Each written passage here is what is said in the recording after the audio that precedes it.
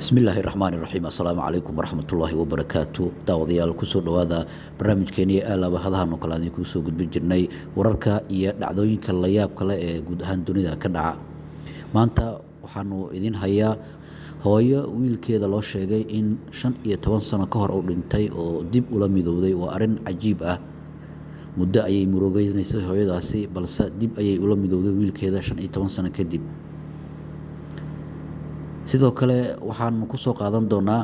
nin dil u geystay laba qof oo walaalo ah oo baxsad ah oo ilaamaha amniga qabteen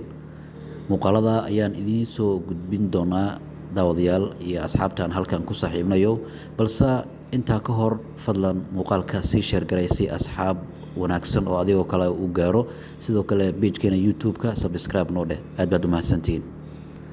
hooyo Farxiye Axmed Saciid ayaa dib ula midowday wiilkeeda Maxamed Amiin Mahdi Ibrahim oo horay u kala tageen aabihiisa 15 sano ka hor xilligaas oo qoyska Maxamed Amiin ay ka qaateen wiilka yar hooyada dhashay balse muddo 2 sano kadib ayaa hooyo Farxiye loo sheegay in wiilkeeda curadka ahaa uu dhintay muddo ayay hooyo Farxiye la murugoonaysay geerida loo soo sheegay wiilkeeda yar iyadoo aysan weli aaminin in wiilkeeda uu dhintay baadigoob dheer kadib ugu dambeyn markii dambe waxaa lagu qanciyay in wiilkeeda uu dhintay wayna ka samartay muddo 15 sano kadib ayay hooyo Farxiye dib u ogaatay in wiilkeeda uu nool yahay waxaana xilliga kadib ay gashay baadigoob galay iyadoona reerka dhalay wiilka ay u sheegeen hooyo Farxiye in wiilkeeda uu nool yahay murugadii ayaa dana mar kale waxa isku bedeshay farxad hooyo Farxiye oo aad u faraxsan ayaa aaday gurigii reerka waxayna halkaa kula kulantay wiilkeedii curadka ahaa haddaba sheekada waatan hooyo Farxiye oo wajigeeda laga dheehan karo farxad aad u ballaaran oo ka sheekeynaysa bal dhibaatada xoogga leh ay soo wajahday ayaa mahadle ilmo iga maqanaa waa hadda ag fadhiyo wiilkayga Maxamed Amiin Mahdi Ibrahim waa la dhahaa wiilkayga muddo wuxuu iga maqnaa magaalo Xudur buu ku dhashay mundilkii aan ku dhalay waa suuq yare Xudur waa guriga Cabdi Faarax Cabdi qofkii garanayo magaalada Xudur marka wiilkayga wuxuu iga maqnaa muddo 16 sano 16 sano iga maqnaa muddadaas 3 sano asagoo jira la iga kaxeeyay reer aabihiisa iga kaxeysteen waan kala tagnay ilmihii aabba ay dhahay in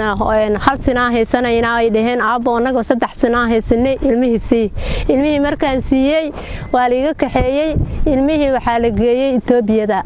ilmihii waxa lagu sameeyay markuu in yar aqli uu yeeshay ilmihii hooyadayaan rabaa hooyada way dhimatay mar hore la xawaalay wuu aamusay anina telefoon baan u diraa leene wiilku wuu dhintay dhahay kadib ilmihii inuu nool yahay ogaaday dad baan weydiiyay dad baan fariino u diray dharan u dhiibay marka hadda ma ahayn 5 sano jiro waaga kadib hadana ilmihii waxaan ogaanay intuu nool yahay ilmihii soo kaxday reerkii aan rabaa markuu dhaho dadka laga qarin waxa la geeyay meel baadiyaha xoolaha la raaciyay wuu ka soo tagay magaaladu imaan waa la xiri bilooyin haduu joogo magaalo kala loo dhigay ilmihii saasa lagu heeyay aan dhalay Maxamed Amiin Mahdi Ibrahim weeyaan ani kama qarin lahayn aabihii haduu weydiiyo ilmihii uu nool yahay ilaha asagu iga qari ilmahaygina hadda xalaal buu ahaa uu imaaday waan saysanaa marka ilmahayga saa ahaa dana waxaan ogaaday ilmihii in la iga qarinayo kadib gabdhaan arkay oo ka imaaday dhankaas ilmaha uu nool yahay guriga hibil jooga saas weeyaan ogow kadib ani waan ku rafaaday dad aan ku qool xiraa jiray kuwa lacag aan siiyay macalway jiraan aan dhahay ilmaha iga soo kaxeey aan u rafaaday inta bilood laga joogo intaas sanad oo ehle markaan soo kaxeen aan dhahno waa la qabsanaysan ku soo kaxeynaa bas lacagta iska qaadanayaan gaarigii hadana lacag soo dir waan ku wareeray ilmahayga aad iyo aad aan ugu rafaaday hadana ilmihii ila jooga marka wiilkayga alxamdulillah waa kaasa goormaad lagu xaqiijiyay ilmahaga inuu nool yahay waxa la ii xaqiijiyay 3 sano asagoo jira uu iga fakana reerka haystay 16 sano jira waxa la ii sheegay inuu nool yahay daraad anoo gurigayga joogo oo aan leeyahay ilmahaygu wuu nool yahay oo ma dhiman hooyadii reerka dhan iyo dadkeenana dhimasho aan u sheegay ilaa habriirihiisa oo hadda daawanayo kuwa dibadaha jiro aankay way og yihiin kuwa oo garow wadamaha jiro aan u sheegay wiilkayga dhintay asaga garow macal waan geeyay asagoo yar garow waan geeyey wiilkii asagoo saas ay tahay reerkii aan u sheegay waa dara telefoon baa la ii soo diray halow mi maqlaysa ha wiilkaagi maxamed amiin miya ha wiilkaagi waa kan waan naxay marna waan farxaba marna waan ooyay marna waan farxay waan cararay xijaabkayga macalma gashan waan cararay kadib ilmo yara iga soo daba qaaday xijaabkii markaas aan gashtay go' waan ku cararay markaan wadada bajaadaan u yeelay way iga hor imaatay sidii aan ku raadiyay lacaga markii deen aan qaadnay gaariyaa lagu soo saaray ilmihii saas lagu soo gudbiyay reerkii saas uu ku imaaday arrimaha noocan oo kale ayaa qayb ka ah dhacdooyinka xanuunka badan ee ka dhaca guud ahaan dalka maxamed amiin mahdi ibraahim ayaa dhankiisa ka hadlay arrintaani isagoona sheegay in dhowr jeer aabihiis uu weydiiyey hooyadiis in ay nooshahay balse aabbuhu u sheegay in ay dhimatay magacaygu waa maxamed amiin mahdi ibraahim hooyadana farxiyo faras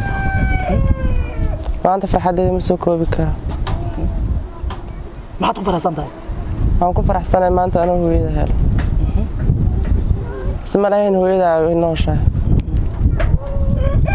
hooyada maxaa lagu sheegay hooyada way dhimataa lagu yiri yaa saas ku dhahay aabba saas ku sheegay haye goor ma haytay xilliga saas ku dhahay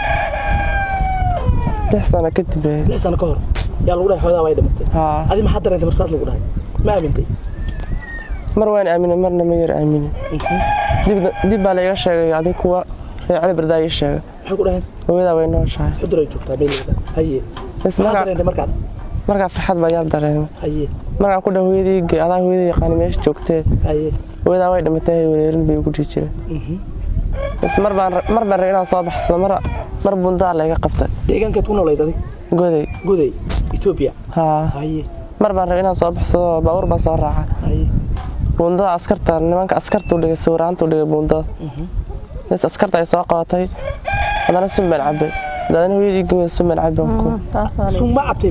ma sumbal cabay haye dhakhtarka la maxaa ku kalifay soo cabtay ciil bay u kalifay haye bas adi markaa hadana wuu xiray meel xabsi u geeyay marka damaanaha hooyadii ku geeyay xagga beledweyne soo aaday aabahay beledweyne maadaama ay sicil bardood sii maraysaa ay sii qaad baan ku yiri haye bas markaan baabuurka soo gataan soo noqon buu yiri wuu soo noqday hadana wuu sii qaadi baa marka saas aan ku soo tagay markii jaa ku soo waday marka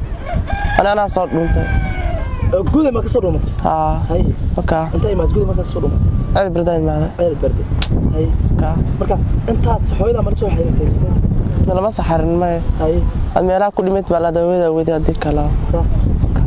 qamiisan gidare qamiiso ceel barday ma haye ceel barday markaan mootooyin ma weydiiyay